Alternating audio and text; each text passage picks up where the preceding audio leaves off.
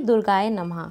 श्री दुर्गा सप्तशती के 13वें अध्याय में हम सुनेंगे सुरथ और वैश्यों को देवी का वरदान। तो आइए अध्याय शुरू करने से पहले हम देवी का ध्यान करते हैं।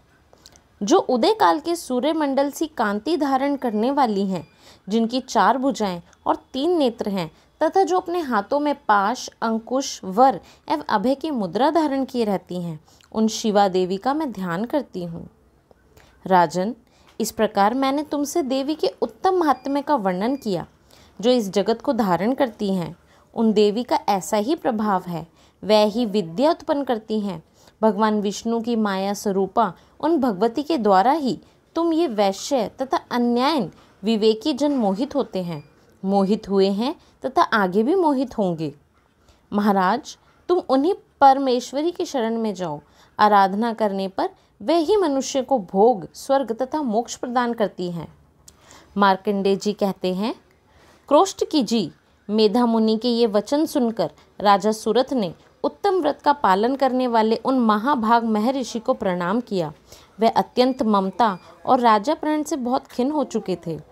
महामुनि इसलिए विरक्त होकर वह राजा तथा वैश्य तत्काल तपस्या को चले गए और वह जगदम्बा के दर्शन के लिए नदी के तट पर रहकर तपस्या करने लगे।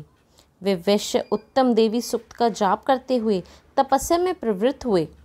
वे दोनों नदी के तट पर देवी की मिट्टी की मूर्ति बनाकर पुष्प, धूप और हवन आदि के द्वारा उनकी आराधना करने लगे। उन्होंने पहले तो आहार को धीरे धीरे कम किया, फिर बिल्कुल निराहार रहकर देवी में ही मन लगाए एकाग्रता पूर्वक उनका चिंतन आरंभ किया। वे दोनों अपने शरीर के रक्त से प्रेक्षित बलि देते हुए लगातार 3 वर्ष तक संयम पूर्वक आराधना करते रहे। इस पर प्रसन्न होकर जगत को धारण करने वाली चंडिका देवी ने प्रत्यक्ष दर्शन देकर कहा, राजन तथा अपने कुल को आनंदित करने वाले वैश्य, तुम लोग जिस वस्तु की अभिलाषा रखते हो वह मुझसे मांगो, मैं संतुष्ट हूँ, अतः तुम्हें वह सब कुछ दूंगी। तब राजा ने दूसरे जन्म में नष्ट न होने वाला राज्य मांगा तथा इस जन्म में भी शत्रुओं की सेना को बलपूर्वक नष्ट करके पुनः अपना राज्य प्राप्त कर लेने का वरदान मांगा। वैश्य का चित्त संसार की ओर से खिन्न एवं विरक्त हो चुका था।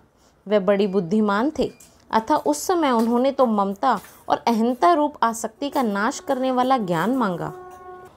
राजन, तुम थोड़े ही दिनों में शत्रुओं को मारकर अपना राज्य प्राप्त कर लोगे। अब वहाँ तुम्हारा राज्य स्थिर रहेगा। फिर मृत्यु के पश्चात तुम भगवान सूर्य के अंश से जन्म लेकर इस पृथ्वी पर सावर्णिक मनु के नाम से विख्यात होगे।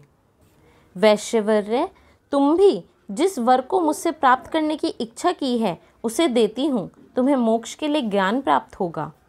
इस प्रकार दोनों को मनोवांछित वरदान देकर तथा उनके द्वारा भक्ति पूर्वक अपनी स्तुति सुनकर देवी अंबिका तत्काल अंतर ध्यान हो गई।